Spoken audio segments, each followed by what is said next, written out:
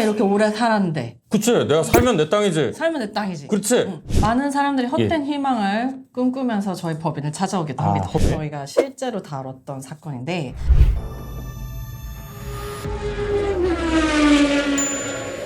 네, 안녕하세요. 법무법인 영면의 장민수. 김슬아 변호사입니다.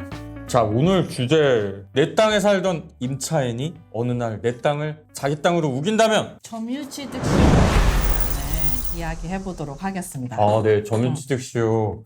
이 단어는 굉장히 많이 들어서 알고 있거든요. 오래 점유하고 있으면 남의 땅이 내 땅이 된다. 그런 마법이 있다. 그런 이야기가 풍문으로 전해지고 있는데, 많은 사람들이 헛된 희망을 꿈꾸면서 저희 법인을 찾아오기도 합니다. 헛된 희망을. 그렇군요. 내가 이렇게 오래 살았는데. 그치, 내가 살면 내 땅이지. 살면 내 땅이지. 그렇지. 응. 그리고 실제로는 옛날에 이런 일이 진짜 많았다고. 많았죠. 시골에서 예. 뭐 등기도 잘 안 되던 시절에 이제 자기가 그냥 눌러 앉고 살면은 다 자기 땅 그렇죠. 되고 뭐 그런 좋은 시절이 있었다고 하네요. 또 강남에서 그렇게 눌러 살면 이제 땅 되는 건지 모르겠어요. 요즘 좀 힘들죠. 20년 살기는 쉽지 않죠. 네. 바로 끌려 나갈 것 같습니다. 실제 뭐 변호사님 했던 사례가 있다고 하는데, 네, 저희가 실제로 다뤘던 사건인데, 우리의 의뢰인 왕어굴님이 어느 날 저희 법인에 찾아오셨습니다. 40년 전부터 이웃인 김망인에게 땅을 쌀 한 가머니 받고 집을 짓고 살 수 있도록 땅을 빌려주셨어요. 그래서 이제 40년은 이제 김망인님이 아주 행복하게 왕어굴님의 땅 위에 집도 짓고 애도 낳고 행복하게 살았습니다. 근데 이제 세월이 많이 지나서 몸이 안 좋아지시더니 갑자기 세상을 떠나셨어요. 아이고. 그랬더니 갑자기 코빼기도 보이지 않던 김뻔뻔 팔남매가 등장합니다. 왕어굴님의 땅을 자기의 아버지인 김망인의 땅이라면서 돌려줄 수 없다. 이 땅은 우리 땅이다.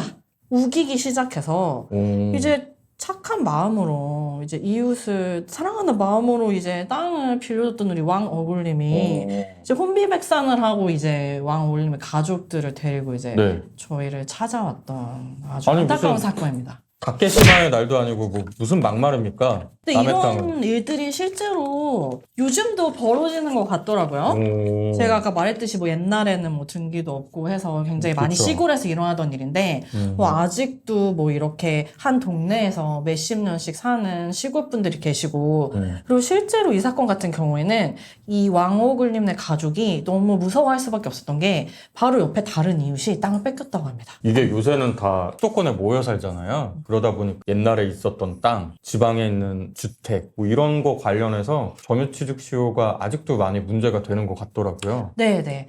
많은 분들이 서울에 살지만 또 땅을 또 서울 밖에 가지고 계시고 또 그렇죠. 방치하고 하다 방치하고. 보니까 예. 이제 사실 실제로 그 땅을 우리가 살거나 관리를 하면 이런 문제가 생기지 않은데 땅이 있는데 뭐 그 위에 사는 사람은 다른 사람이고 그쵸. 하면 실제로도 굉장히 이런 사건들이 아직도 많이 있습니다. 맞아요. 소유자도 바뀌고 그 위에 집을 짓고 살던 임차인도 계속 바뀌고 상황이 많은데, 그렇다면 이 케이스에서는 20년도 아니고 더블 스코어인 40년을 살았는데 무조건 남의 땅이 내 땅이 되는 건가요? 그렇진 않아요.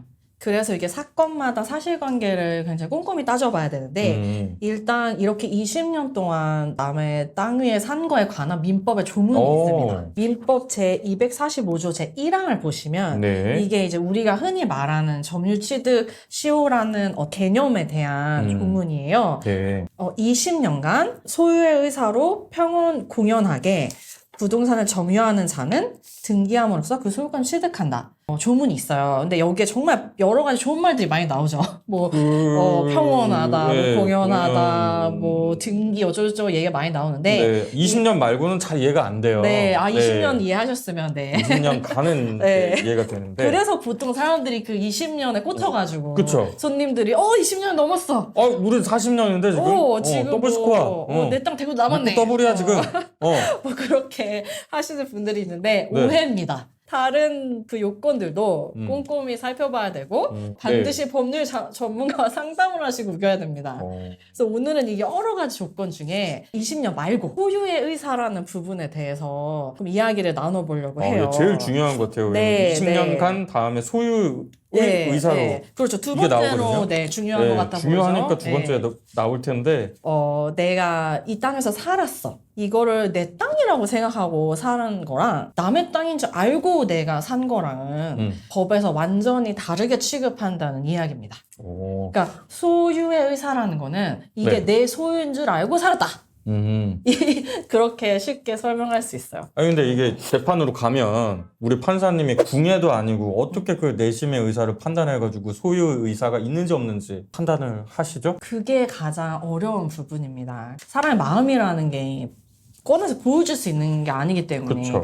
이게 내가 남의 땅인 줄 알고 산 건지 아니면 내 땅이라고 생각하고 산 건지 그래서 법정에서 치열한 증거 싸움이 벌어지게 됩니다. 이거 뭐 마음을 꺼내서 보여줄 수 없으니 그쵸. 뭐 임차료를 주고받은 내역이라든지 뭐 아니면 이거 뭐 땅 너 집 짓고 살아라 라고 말을 한 게 있다면 뭐 그거를 녹취한 파일이라든지 이거를 남의 땅인 것을 알고 살았는지에 대한 각종 간접적인 증거 정황들에 대한 것들을 치열하게 법정에서 주고받으면서 네. 결국 이 마음이 이 사람의 생각이 무엇이었는지 판사가 판단하게 됩니다. 근데 이 케이스에서도 뭐 소유의 의사 판단하기 어려웠던 것 같은 게 1년에 쌀 한 가마니 줬다고 그랬잖아요. 쌀 한 가마니는 뭐 통장으로 들어오는 것도 아닌데 어떻게 확인을 해서 승소를 하셨나요? 사실 여러 가지 이 사건에서 저희가 증거를 수집하기 위해서 노력을 했지만 녹취가 있었어요. 누구와 누구와의 녹취였어요? 일단은 마음이라는 게 누구의 마음인지를 먼저 정하고 넘어가야 될 것 같아요. 지금 네. 일단 너무 힘든 상황인 게 돌아가셨잖아요. 네.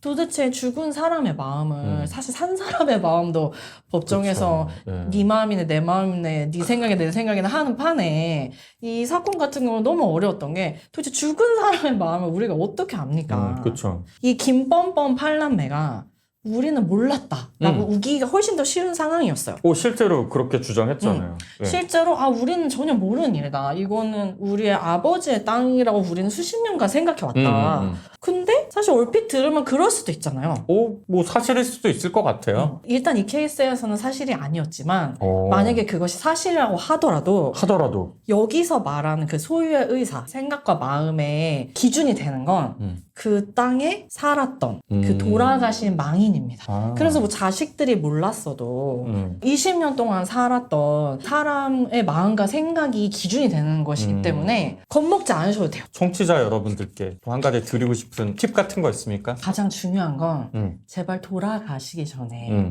해결하시라입니다. 그 점유하고 계시는. 네. 아까도 말씀드렸듯이 이 케이스 같은 경우에는 돌아가시기 전에 마지막에라도 뭐 처음에는 쌀가마니로 시작을 했지만 네. 막판에라도 이제 현금으로 그 소정의 임차료를 지급하신 고지를. 거를 통장에다 넣어놓고 메모를 했던 게 있었어요. 그러니까 그분의 의사나 마음을 돌아가셨지만 그걸 통해서 확인할 수 있는 좋은 상황이었죠. 판사님이 그걸 보고 이 그렇죠. 사람은 소유의 의사가 없었다. 남의 땅인 줄 알고 임차료를 지지고 냈기 살았다. 때문에. 근데 이제 만약에 돌아가셨는데 그것조차 없었으면 그쵸. 그 여기 살지도 않았던 그 자식들 붙잡고 힘든 상황이 아버지는 됐을 수 그런 있거든요. 얘기 하신 적이 한 번도 없습니다. 이러면은 갑자기 나타나서 우리는 끝나는 몰랐다 하면서 뭐 이렇게 하면 너무 힘들어지기 때문에 그 망인이 살아계실 때 폐지 통고를 하고 땅을 되찾는 노력을 하셔야 되고 돌아가시고 나면 이게 상속인차자 산말입니다. 처음에는 임차인이 한 명이었는데 이분이 돌아가시고 나면 사실 임차인이 상속인 전원이 돼요. 그래서 이거를 뭐 해지를 하려고 해도 네, 8명.